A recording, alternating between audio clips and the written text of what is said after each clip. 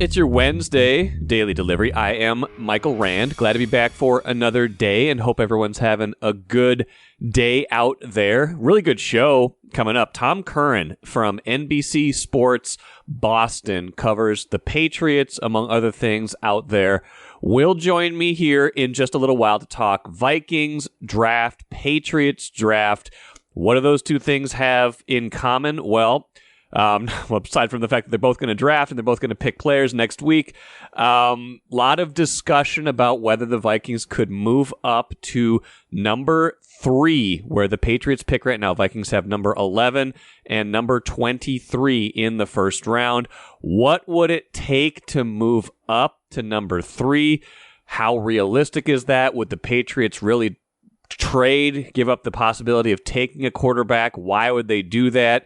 And what is the most likely scenario here? Tom and I will get into all of that in just a little bit, so I hope you'll stick around for that really good conversation with Tom Curran from NBC Sports Boston. Get to some NBA stuff at the end of the show. The play-in games in the West were last night. Some interesting outcomes there. We know the Timberwolves' full first-round schedule against Phoenix. We'll get into that in a little bit, kind of how that all breaks down. First, though, what did I miss? We got to start with the Twins.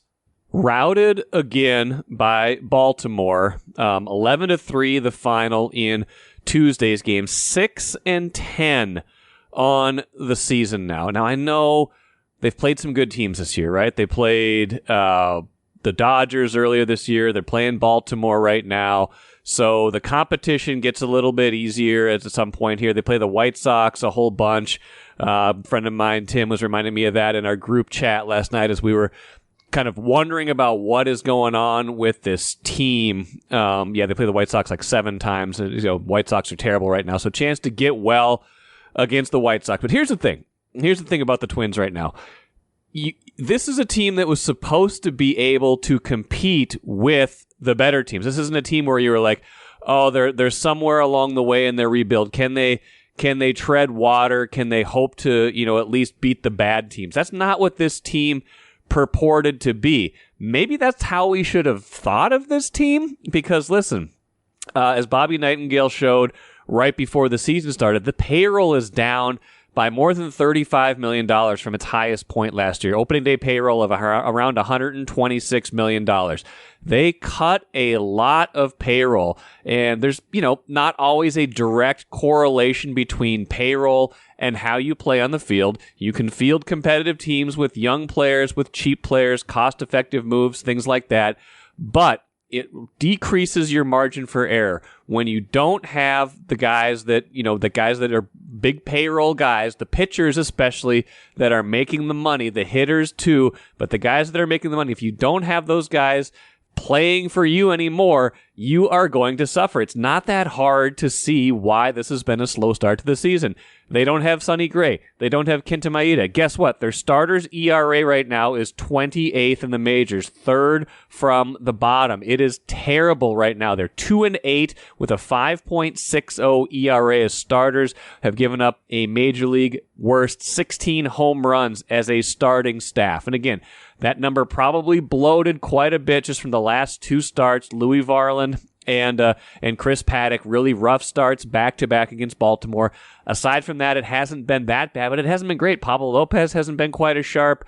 Bailey Ober had that terrible first start. Joe Ryan's been pretty good, but then you got Varland's been struggling all year. Chris Paddock kind of fighting his way through some stuff, but still not. This is not the same quality or caliber in the starting staff they're used to seeing. So hey, no wonder that they are 28th in starters ERA. The offense, dead last in batting average right now, 195. 195. And I'd say they're a couple good games away from getting above the Mendoza line. Hooray, they could maybe get that high this early in the season. But right now, the hitting has been bad too. And guess what? They just don't have the same kind of firepower. Some of that right now, of course, is injuries. Their biggest payroll guy by far, Carlos Correa, just got hurt the other day. Royce Lewis, their emotional engine, their guy who, led them to those playoff wins last year, broke the playoff streak. They won that playoff series against Toronto, injured in the first game of the year. That really took the wind out of their sails. I think a lot of what's happening this year can be traced right back to that first game of the year when Royce Lewis gets hurt. But guess what? You've got to have even just a little bit of depth to get past that. And like I talked about in yesterday's show, a lot of their second-year guys haven't produced the way they want them to. Edward Julian, of course, Matt Wallner sent down to Class AAA the other day to get his swing right. Guys like Christian Vasquez, they're getting nothing from him. Haven't gotten much from Carlos Santana yet. Byron Buxton got a couple hits yesterday, but he has been struggling early on. Like a lot of guys in the lineup struggling right now. We have to know whether that's just a blip on the radar or if that's going to be a longer-term problem. Defense, their fielding percentage is fine, but they haven't made all the plays, just haven't been as crisp as Rocco Baldelli would like them to be. At the very least, they recognize this is a problem. Rocco Baldelli pretty pointed in his comments after Tuesday's loss. I'd only get to you so far, but at least recognizing where you have deficiencies, which is pretty much everywhere, is a big part of trying to solve them. Here was Rocco Baldelli, an unhappy manager after Tuesday's loss. When you're not playing well, everything feels wrong when you're not playing well. And we're not playing good baseball. Today we weren't close to winning the game. So there was a game a couple of days ago where we were pretty close to winning the game. And honestly, we expect to win the game and should have. And that game in Detroit is harder to deal with, I think, as a group. And on an individual level, than a game where you flat out get beat by the other team. None of them are easy right now. We have to play better. We simply just have to play better. And it's not, unfortunately, it's not just one thing that we have to do. It'd be easy to stand up here and concisely tell you what we have to do to win and get it in one sentence and, just put it out there. We have to pitch better. We have to play better defensively and play crisper, sharper baseball. And we have to have better at-bats. The early part of the game today, we didn't make adjustments fast enough today. And we need to grab some leads. We need to go out there prepared on the first pitch of the game to go out there and grab a lead. And that changes the game. And it feels like, I don't know what it's been, but it feels like we're behind a lot and we're behind fairly early, and it's hard to play baseball like that. And we have to really play with pride and come out here and do our jobs better. That's not good enough right now. Listen, it's mid-April. It's too soon to go into full-blown panic mode yet. We don't want to write this team off. We've probably, hopefully, seen the worst of them. If they had a 6-10 stretch in June, when fewer people were, paying so close attention at the start of the season, it might be different, right? You'd be grumbling, but it wouldn't be the sky is falling. You'd be like, okay, we've got sample size in, behind it, coming forward, things like that to kind of smooth this all out. The biggest thing I see right now is they just don't seem competitive against the best teams, and that's what I want them to be right now. I think that's what most people want them to be. This is a team that when they left off 6 months ago, they fancied themselves a true contender in the American League. All the projections had them as a true contender in the American League, a division favorite, a team that could win playoff series like they did last year. That does not look like the team they're putting on the field right now. That's what needs to change. The eye test and the numbers have to even out. I know it's just 16 games. I know it's 1/10 of the season. It's not a large enough sample size to panic, but it is a large enough sample size to be concerned. Great to be joined today by Tom Curran from NBC Sports Boston. Covers the Patriots, among other things. Tom, how are you? Great, Michael. What's going on, my friend? Well, it was like a few weeks ago that one of the listeners to, I think, our Access Vikings podcast suggested that we try to have you on. It was all in the midst of, everybody's got draft mania, of course. They're like, can the Vikings get up to the number 3 pick? Would New England consider trading the number 3 pick? Things like that. And you're like, you got Drake May, all the Drake May connections, things like that. So I wanted to have you on to kind of get the New England perspective. Where do you sense the Patriots are a little less than a week from the draft?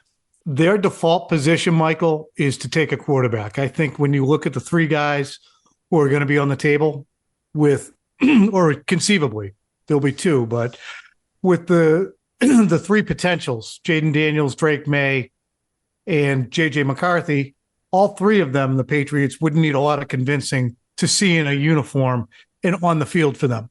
I think all of them have their merits, and they're actually pretty varied, but the bottom line is their default position will be to select. Now, Gerard Mayo has said publicly, and the Patriots have made clear that if an offer is so persuasive, they feel they can't turn it down, a father offer, that they would do that, or at least certainly consider it. What does that represent? In conversations I've had with folks around the team, it was made clear to me that that third overall pick, the 2021 move by San Francisco, in which they went from 12 to 3, that yielded 3 number 1 picks, first round picks over the course of 3 seasons. And it was said to me, not relative to that, but just by way of comparison, the Patriots would be seeking 4. Now, that was more of a spitballing conversation, as in, hey, look, if we're doing that, we got to be looking for X. So I don't know if that's their official stance within the war room, but I think that's probably what they're doing now, Michael. And I'm sorry to prattle on here, but they're probably just unspooling. Okay, we're 8 days from the draft. What do we do if Minnesota wants to come up and they offer us this, this, and this, and we're choosing between McCarthy and May? They have to have that answer at the ready. And I think that Kevin O'Connell would have to, and the GM, whose name is escaping me at the moment, Kwesi Adofo-Mensah, would have to have that fully in place so that they can make a persuasive attempt, either that or deal with Monty Austin Ford at 4 in the Arizona Cardinals. Now, it sounds like they are at least in the territory where they would consider it. Why they need a quarterback as much as anybody? Why would they even consider it? Is it just a matter of, hey, they need a lot of things, you can get a quarterback later? Is that kind of where the mindset comes in of, hey, they don't have to have their quarterback right now? I think that people outside New England don't really appreciate how desperately horrendous they were in 2023. I mean, they were an embarrassingly bad team, arguably worse than Carolina, the only team that was less potent on offense in terms of scoring. They don't have a quarterback. They don't have a left tackle. Their best wide receiver right now, excepting KJ Osborne, but their best wide receiver right now coming back is Demario Douglas, who was a 6th-round pick out of Liberty, and he's about 5'7". They have Juju Smith-Schuster. They moved on from Devontae Parker. They brought Hunter Henry back, but he's really, again, with Austin Hooper, they don't have depth and youth at tight end. So they didn't get a tackle in free agency. They didn't get a wide receiver in free agency.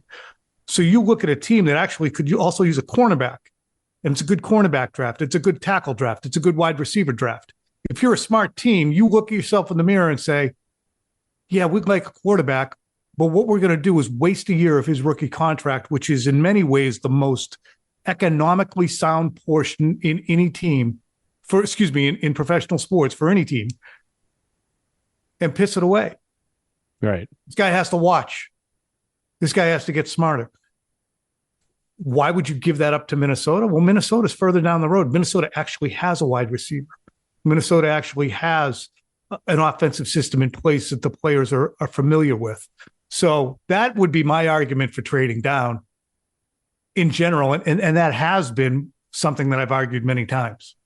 If they are going to trade down, do you feel like Minnesota is the most likely partner just because of the assets Minnesota has accumulated, things like that? Yeah, 1,000,000%. It has to be Minnesota, because if you're talking, we're not going to be satiated by anything less. And our fan base, see, that's the thing too. Every time I've broached the trade down scenario, as you know, it's now a much more public and interactive job. Oh yeah. The fan base is in an uproar. Why would you trade down? This is the only time you're going to be up there. Well, chances are pretty good. You know what? You're probably going to be up there in the top 10 again. Because get your head around the idea that the Patriots have to get back to contending for Super Bowls. And I'm like, Super Bowls? That was a once-in-a-lifetime situation that you just experienced for 20 years. It's not the norm. You go incrementally, not winning a Super Bowl with a backup quarterback in his first year. You go incrementally from 4-13 to 8-9 to 10-7 or 11-6 to then being a team that can contend for the conference championship, hopefully before your quarterback hits that second contract and you have to start throwing assets overboard and you start to bottom out on the other side. people don't realize that it's not going to be get Drake May in here, a couple of receivers, and they're going to be right back where they were. It's lunacy. How much of what happened, Mac Jones looked like he was going to be at least a good quarterback for a while. That went sideways, and it felt like it went sideways fast. How much of that was not having the right team around him, and how much of what they will do now? I know it's you get some different decision makers in the process. Obviously, Belichick is gone, things like that. But how much of how that process plays out might inform, what they might think about as far as quarterback right now? That's a great question. With Mac Jones, they were able to get their heads around taking him at 15 when they could see the physical limitations by saying, look, he's smart as hell. He's accurate as hell. He's played in the cauldron. We know he can take tough coaching. He got it from Nick Saban. We can pop him in here and he'll understand Josh's offense, which he did, Josh McDaniels. He came in, beat out Cam Newton by a significant amount because he was just quicker, more accurate. Just his aptitude was ridiculous in his rookie year. You could see the limitations in terms of the arm strength. You could see the limitations in terms of the people he was throwing to. But he had Jacoby Myers, who was a high 2, low 1 type receiver in terms of production. Hunter Henry was very good that year. They were able to pull it together. But once Josh McDaniels left and they decided to try and reconfigure and make simpler the offense, and Bill said, look, I'm Bill Belichick. We're really good here. We're really smart. What's the worst that could happen? Well, the worst that could happen would be you would retard the progress of a first-round pick, cause him to get into a pissing war with you because he felt like he was hung out to dry, and then basically exile him, which is what Bill did from mid-2022 through the end of 2023. So they brought it on themselves, the disintegration of Mac Jones. Was Mac sharing some of it? Yeah, because he eventually gagged on the poop sandwich they were trying to give him. And they said, what are you gagging for? It's people hungry out there. Finish it. So they brought it on themselves. And that's part of the reason that Bill Belichick is visiting colleges right now. It's most of the reason that Bill is not employed by an NFL team currently for the first time in 50 years. Is Mac Jones like a cautionary tale for a team that just thinks they can plug and play a rookie quarterback, or is this just a unique situation where? No, totally a cautionary tale. The most emphatic cautionary tale you could ever have for taking a guy who is a win with but not win because of guy. Yeah, good point. And not surrounding him with the artillery. To like Jaden Daniels, you could bring Jaden Daniels in here and he might get you 2 or 3 wins with this group. Maybe they might have won more games than 4 last year if Jaden Daniels was here as a senior or whatever he is, junior. Yeah. He's a senior. He's a senior. But you can't have a guy who needs to drive at 10-2 and then give him no protection as they had and weak skill position players. That's why people are sweating bullets that they see J.J. McCarthy as being a similar player, and they're just going to bring J.J. McCarthy in, and he's the same guy. Do you get a sense for who of the quarterbacks New England likes the best? Like, say, the draft, let's say Washington goes a certain way. Does that make it less or more likely in terms of trade, not trade, in terms of who's available at 3? No, and I'm talking about this today on some of our shows. The Patriots literally can't go wrong, Mike. You can take Jaden Daniels and have an electric dual threat player who is going to help maybe even free agents gravitate towards wanting to play here. You can have Drake May, and you can sell 30 years later, this is a Drew Bledsoe type pick. Big, strong, strapping, great arm, tough physically and resilient. That can easily be sold. And I believe the same thing can happen with J.J. McCarthy because he's not Mac Jones. He's a better athlete. He's faster. He's got a stronger arm. And I think the elements are there for him to succeed because they're going to foster him in a way that the Patriots decided they didn't want to do with Mac Jones anymore. So they can't go wrong. And if they trade down, Michael, well, then you're going to get Joe Alt, or you're going to get Roma Dunze, or you're going to get, Olufashanu, or Michael Penix later, or Bo Nix. There's all kinds of things they can do. So they literally can't go wrong, in my estimation. from their viewpoint, I would believe that they also feel somewhat the same way. They might have preferences and leanings on those three guys, and they might kick rocks if Drake May goes second and wonder how well Jaden Daniels will play in the cold and the elements. But I think they'd be happy as hell to have any of the three. Royal Credit Union's smart checking accounts offer no monthly fees and no minimum balance. Enjoy financial freedom when you open your Royal Credit Union smart checking account online at rcu.org/go-checking. Insured by NCUA.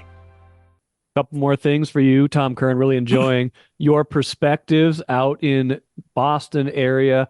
So if you're talking about the Godfather offer, the offer that they can't refuse, what in your estimation is it 4 firsts? Is that what gets them there? Is it something less than that? What is it going to take? I think you have to start talking about players. I think you have to get into that department. And, here, when people have the conversation similar to what folks in Minnesota do, you try and get into the mind of the trade partner. And as I try and get into the mind of the trade partner with Minnesota, folks out here are like, well, just take Justin Jefferson. You think Justin Jefferson, who really at times, correct me if I'm wrong, wasn't that psyched about the Kirk Cousins experience, and really right now is probably at wit's end in terms of saying, I should be on my way to Canton at this point, and now I don't know who my quarterback is. Do you think that Justin Jefferson is going to be psyched about getting shipped cross country to New England to have Bailey Zappi and Jacoby Brissett throw to him? Or do you think Vikings fans are going to say, we just brought in a big upside guy in Drake May, but now who's he throwing to? You just took away the best toy. Wide receivers now are not byproducts of the quarterback and the protection the way they used to be. We all grew up here in New England, or at least didn't grow up. We all experienced for the last 20 years a quarterback who could make the wideouts so much better because he was just on a different plane in terms of accuracy and understanding. And he always had little elements in his offense, a third down back, a slot receiver that he could rely on, or a Hall of Fame tight end in the case of Gronk. So those pieces were in place. Would Minnesota have those pieces in place for Drake May? Or do you say, well, why would we trade Justin Jefferson when we have one of the 5 best receivers in the league just to bring in a guy who's a project? So I don't remember what your initial question was, but I wonder if I answered it. You more or less did. I was basically saying, what is it going to take? And I will say, I think Justin Jefferson initially with Kirk Cousins had some questions. I think maybe like in the rookie season, there was some stuff that happened that I don't think was perfect, but he caught a lot of passes from Kirk Cousins. He caught a lot of touchdown passes, had a lot of big games, became the receiver he was. Like, Kirk Cousins is not a perfect quarterback, but if Kirk Cousins is a good quarterback for a really good receiver like Justin Jefferson, because he's accurate, he's on time, he will go through his reads, and he will adapt his game to get that guy the ball. So by the end, Justin Jefferson wanted Kirk Cousins to stay. Now, I think you're right. Where he might be wondering what's going to happen here is what's the deal with the quarterback. But I think you're right. I don't think he would be any happier in New England, even if I don't get the sense that there's any unhappiness here right now. I think it's more of a, hey, what's going to happen? So I don't think what? I'm conflating the last elite receiver who was there. Diggs. Yes. Diggs was not happy. And Diggs, we're a full I have trade. So much flying around my head. We're a full trade behind because now he's been traded again. I know. But I guess to actually answer the question you posed, the 3 first-round picks, you're not going to get a 4th. Minnesota's not going to give a 4th first-round pick. Can they give a 2nd and a 3rd from down the road? You can't go too far into the future. There's a league bylaw against that. Or can you find a Darisaw, for instance? Again, why are you giving away great players? Right. But if it's first round pick, and then usually they project a future first rounder you dock around. So it's the 2 this year, it's next year's, and then it's Darisaw, for instance. That's I know, and that's what everyone in Minnesota is going to say. But nobody ever wants to trade their own players, too. No, it's like they want to trade the players they don't want. Right, That's who they and want then you to look at these deals when they go down, right? And you're like, holy crap, they gave up that to go get Trey Lance. Right. And it was between Trey Lance and Mac Jones, and that's what they gave up. So it's fascinating to watch. Now, do you think that Arizona would be a more palatable trade partner, and Minnesota is like, hey, any port in a storm, we'll take the leftover. We like JJ. We like Drake. I can't imagine that Minnesota wouldn't be saying, okay, that's nice, New England. You want 4. That's terrific. See ya. We're talking to Monty. Here's the hard thing for me, though, is that the conversation now that you see in a lot of the mocks is it's going to take 3 firsts for JJ McCarthy. And I don't know if that's, I don't know. Like the Vikings will say, and we've heard them say this, and I've talked about this with our Vikings writers too. Like if you get the pick right, nobody remembers what you gave up. You get it wrong, you're fired, and everybody remembers, like Trey Lance. Now, 49ers are a little different. They got their way out of the box with Brock Purdy. Not everybody's going to do that. If you mess up this pick, everybody's going to remember, and usually it's going to result in losing your job. So I feel like 3 for McCarthy is a lot. Here's my contention is this: you can't go wrong when you have a situation like Minnesota does if you take JJ McCarthy, because generally these quarterbacks don't suck because the quarterbacks unilaterally can't play. They suck because of the situation they go into. Sure. And I totally believe that to be the case. You look at Mac Jones went from being the best quarterback of the 5 in 2021 to the worst and fully unusable in 2023 because of his situation. Zach Wilson was actually unusable by the end of 2022 because of his situation. Trevor Lawrence was not a good player. You got Urban Meyer out of there. Now he's outstanding. Trey Lance, injuries, not ready. He was overdrafted for a guy who was at North Dakota State, excuse me. Yeah. And Justin Fields would be a good player. You could stick it out with Justin Fields in Chicago, but they lucked into Williams because they made a deal. Right. So to me, the Minnesota Vikings would have JJ McCarthy with his speed indoors for a large portion of the season, throwing to Justin Jefferson. And I think I get what you're saying. Yeah. But if it's JJ or Sam. Yeah. Yeah. Right. Because Sam got ruined in New York. Yes. And I actually went back and watched a bunch of Sam Darnold from the 2021. From what year did he come out? 19? 18, I want to say. 18? Yeah, after Mayfield. So I watched a bunch of his pro day, pre-draft stuff to compare it to May. So I'm like, is this Drake May and Sam Darnold? Sam Darnold. Well, it's a Minnesota podcast. I won't say it. Sam Darnold was very sloppy and very questionable. Yeah. As a top 3 pick. I mean, they had a stat as I was watching on NFL Network, the video. There was a stretch of games in his final year at USC where he had like 14 fumbles. Again, I'm going off the top of my head. Yeah. Some Sam Darnold guy's going to go, he's crazy. It's not 14. It was 11. Whatever. He was desperately bad for a big stretch of the season. And so May, McCarthy, the upshot is May, McCarthy, and Daniels are better than Fields, Jones, Lance, Wilson. Which we thought was a great quarterback draft at the time, but didn't turn out to be so great. But you're saying this one's better. Last thing, I want to let you go. Gut instinct. It sounds like your gut is telling you that New England's probably going to hang on to the pick because it just doesn't it's not going to line up for what everybody wants, and that if Minnesota's going to move up, it's going to be 4 or 5, and that's going to be McCarthy, not May, and that the Patriots are going to end up with May. Is that the most likely scenario in your mind? The most likely scenario to me is I feel it's a coin flip between May and McCarthy. That's their default. That's what the owner, I think, at 82 years old, will feel best about. There is, obviously, it's an entertainment element, and Patriots fans, even during the Bill Belichick era, even though it's being romanticized quite a bit now, this team is, over the last 75 games, it's won 31 of them. So people are tuning them out, and they're only brought up to deride at this juncture. I'm talking too much today. But that's the upshot, Michael, is most likely quarterback unless it's a Godfather offer of 3 first-round picks. And then, again, this is me projecting what I think. But it's going to be really hard to sell to your fan base that it was just the 2 Minnesota first-round picks this year when what San Francisco got for a player who they've already moved on from and traded was so much more. Tom, really enjoyed getting to chat with you today. I'm very curious how this all plays out next week, as I'm sure you are as well. Thank you so much for your time. Good luck covering all this, and we'll wish ourselves the same thing. And I'm sure we'll talk to you again down the road. Enjoy. Have a good spring when it quiets down. All right, you too, Tom. Thanks. See ya.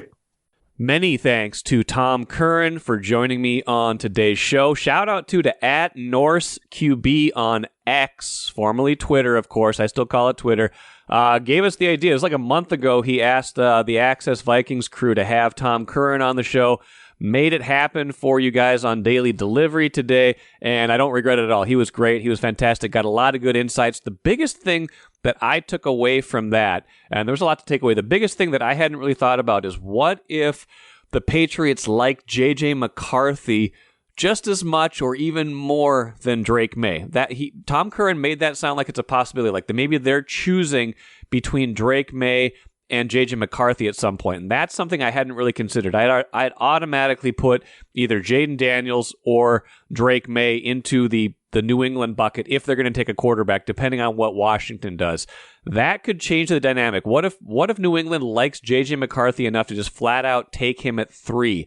That makes life easier for the Vikings if they like Drake May more. Then you can go get him at 4 or 5. Maybe it doesn't cost quite as much, a little bit easier path to still get that guy. So pay attention to that. That was not something that was on my radar, the fact that New England could potentially bypass Drake May and take J.J. McCarthy. But it does line up with what Mel Kiper Jr. told me a few weeks ago, which is that he feels like J.J. McCarthy and Drake May are closer together as prospects than Drake May and Jaden Daniels. He's got those guys slotted in pretty clearly. Caleb Williams, then Jaden Daniels, then a little bit of a gap to Drake May, but then not as much of a gap to J.J. McCarthy. So again, we're only 8 days away. We'll find out soon enough, but interesting stuff from Tom Curran, and thank you to him again for joining me during what is obviously a busy time for all of us.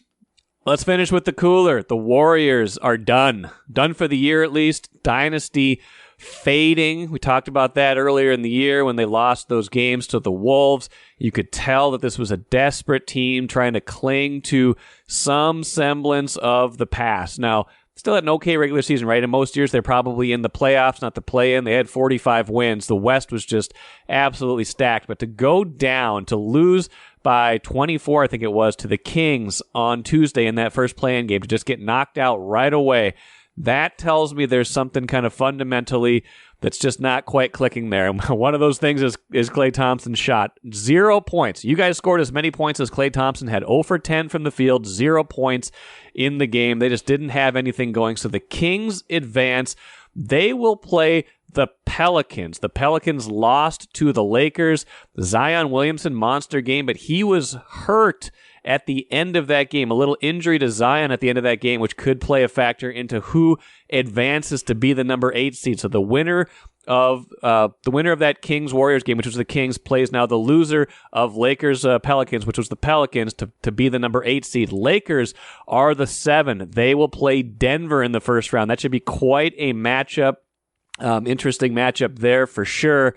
And, you look at the Wolves, this shows you that, what happens when you don't finish off the season quite as strong as you want to. They got caught and passed at the very end. If they were the 1 right now, if they had figured out a way to win 1 or 2 more games at the end of the year, hadn't blown a couple of those games, they'd be staring at the possibility of playing either a banged up Pelicans team if Zion isn't 100%, or a Kings team that also has battled injuries in the first round instead of the Suns. Now, the Suns, that's going to be an awfully tough challenge. We've talked about that already. We know the full playoff schedule now. They open Saturday. They got the 2:30 time slot, which is interesting to me. 2:30 time slot for the Suns, for the Suns-Wolves opener at Target Center. So that's game 1 of the series, and then obviously more to it than that. But then going from there, they play Saturday, they play Tuesday at Target Center, 7:30 start. Then a couple of late games the following weekend, Friday and Sunday. The 9:30 Friday start, 8:30 Sunday start. Those are local times. Then back at Target Center Tuesday the 30th, time TBA. and then Thursday the 2nd in Phoenix if necessary, and a Game 7 would be Saturday, May 4th. So a lot to look forward to there. Phoenix, slight favorites in the overall series. Wolves, slight favorites in Game 1 Saturday. Essentially seeing this as a toss-up, even if it's a 3-6 matchup, even if Phoenix did win all 3 games of the matchup this season, all of them by fairly comfortable margins. Wolves have a lot to figure out between now and Saturday.